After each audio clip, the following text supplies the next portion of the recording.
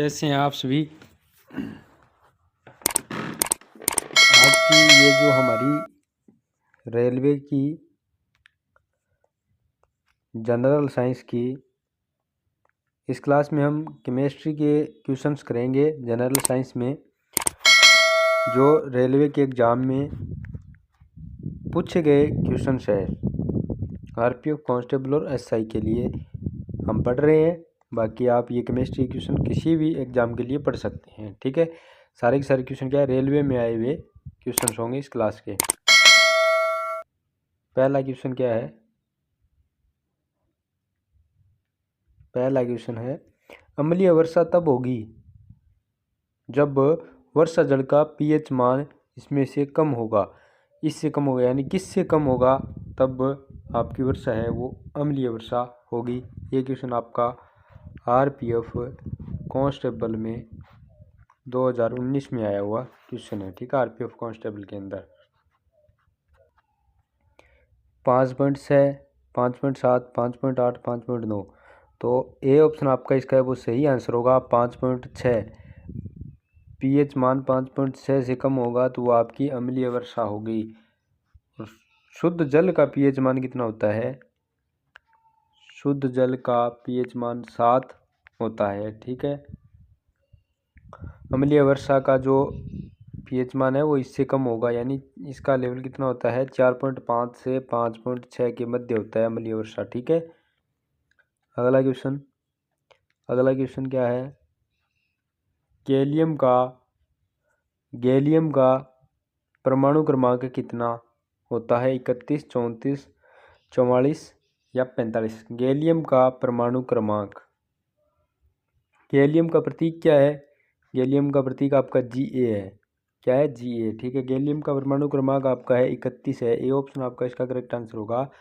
Gallium का परमाणु क्रमांक 31 है। और परमाणु भार की अगर हम बात करें, परमाणु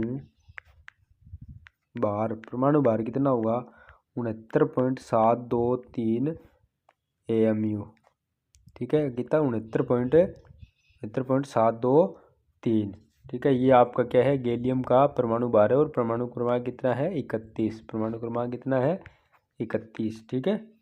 ये क्वेश्चन आपका आरपीएफ एसआई में आया हुआ क्वेश्चन है, आरपीएफ एसआई में आया हुआ क्वेश्चन है, ये 18 में आया था, ठीक है। अगला क्वेश्चन क्या है, अगला क्वेश्चन है ऑक्जेलिक अम्ल का IUPAC नाम क्या है, ऑक्जेलिक अम्ल का IUPAC नाम क्या है। ब्यूटेनोइक अम्ल है, मेथेनोइक अम्ल है, एथेनेडियोइक अम्ल है या हेक्सेनेडियोइक अम्ल है। यह क्वेश्चन भी आपका आरपीएफ एसआई 18 में आया हुआ क्वेश्चन है ये, ठीक है। तो इसका जो ऑक्जेलिक अम्ल का IUPAC नाम होगा वो आपका होगा एथेनेडियोइक अम्ल यानी सी ऑप्शन आपका इसका करेक्ट आंसर होगा। अगर हम सूत्र की बात करें इसके, तो सूत्र लिखो H सिंगल बॉन्ड O, फिर सिंगल बॉन्ड के साथ C, फिर इसके साथ डबल बॉन्ड के साथ O, फिर इसके साथ C, फिर इसके साथ एक डबल बॉन्ड के साथ O, फिर एक OH समूह है, ठीक है। ये इसका जो आपका सूत्र होगा एथेनेडोइक अम्ल का ऑक्जेलिक अम्ल का IUPAC नाम कितना क्या होगा एथेनेडोइक अम्ल, ठीक है। अगला क्वेश्चन क्या है, एसिटिक अम्ल CH3COOH का आयनीकरण नियतांक कितना होता है, आयनीकरण नियतांक कितना होता है। ये क्वेश्चन भी आपका आरपीएफ एसआई के अंदर 2018 में आया हुआ क्वेश्चन है। कितना होगा 1.34 into 10⁻⁵, 1.74 into 10⁻⁵, 1.74 into 10⁻⁵, 2.74 into 10⁻⁵, 3.74 into 10⁻⁵।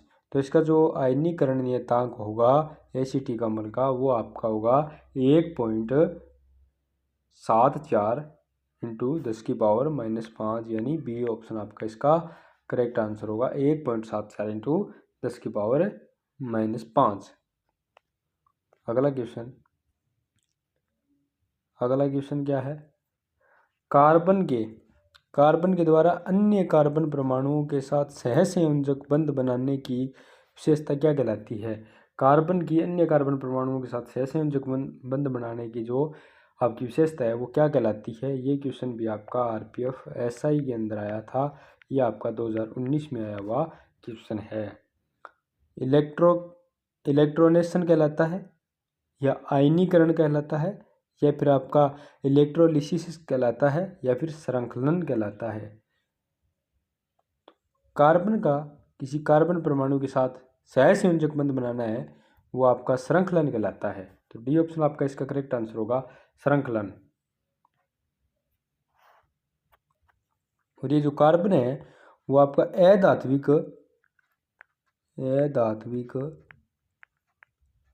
और सहसंयोजक बंध बनाता है, सहसंयोजक बंध बनाता है, अधात्विक और सहसंयोजक बंध बनाता है कार्बन। अगला क्वेश्चन क्या है, अगला क्वेश्चन है बेकिंग सोडा का सूत्र क्या है। बेकिंग सोडा का सूत्र क्या है। ये क्वेश्चन भी आपका आरपीएफ एसआई में आया हुआ क्वेश्चन है। आरपीएफ एसआई के अंदर ये आया था 2019 में। ठीक है, बेकिंग सोडा का सूत्र क्या है। NaHCO2, Na2CO4, Na2CO3, NaHCO3।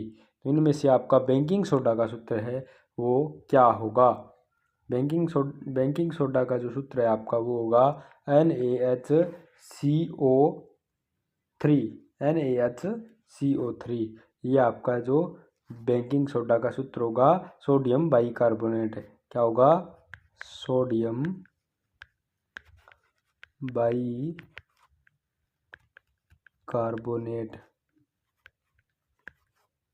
NaHCO3। D option आपका इसका करेक्ट आंसर होगा, सोडियम बाइकार्बोनेट। ठीक है, और इसका IUPAC नाम क्या होगा। IUPAC पद्धति में इसका जो नाम है वो आपका होगा सोडियम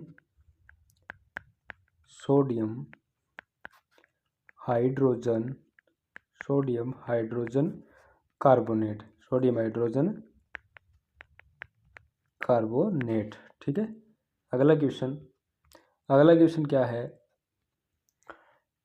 इनमें से कौन सा एक ऑक्जेलिक एसिड का प्राकृतिक स्रोत है। ऑक्जेलिक एसिड का प्राकृतिक स्रोत है। ये क्वेश्चन भी आपका आरपीएफ एसआई के अंदर 19 में आया हुआ क्वेश्चन है। ऑक्जेलिक एसिड का प्राकृतिक स्रोत है। दूध है, टमाटर है, नींबू है, या चींटी का डंक है। क्या होगा, ऑक्जेलिक एसिड का आपका जो प्राकृतिक स्रोत क्या होगा। तो आपका इसका बी ऑप्शन करेक्ट आंसर होगा, टमाटर है वो आपका ऑक्जेलिक एसिड का प्राकृतिक स्रोत होता है। और हम बात करें दूध, तो दूध है वो आपका लैक्टिक एसिड का होता है, लैक्टिक एसिड का। और बात करें नींबू का, तो नींबू में आपका होता है वो सिट्रिक एसिड होता है, सिट्रिक एसिड। और अगर हम बात करें चिंटी के डंक की, तो चिंटी के डंक का जो आपका होगा वो होगा फॉर्मिक एसिड। कौन सा, फॉर्मिक एसिड। ठीक है, अगला क्वेश्चन देखें। अगला क्वेश्चन क्या है, हाइड्रोजन का परमाणु क्रमांक क्या है। हाइड्रोजन का परमाणु क्रमांक क्या है। ये क्वेश्चन भी एसआई के अंदर आ चुका है, आरपीएफ एसआई के अंदर 2019 में आ चुका है ये क्वेश्चन भी। हाइड्रोजन का परमाणु क्रमांक कितना है, 0 है, 1 है, 2 है, 3 है।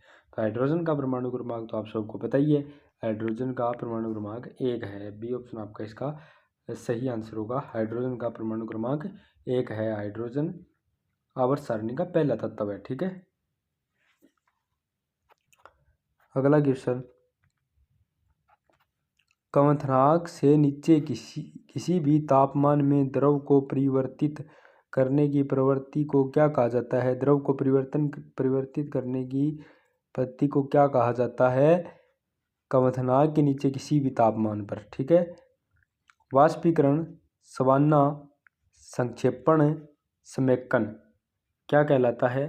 क्वथनांक से नीचे किसी भी तापमान पर द्रव को परिवर्तित करने की प्रवृत्ति को क्या कहते हैं?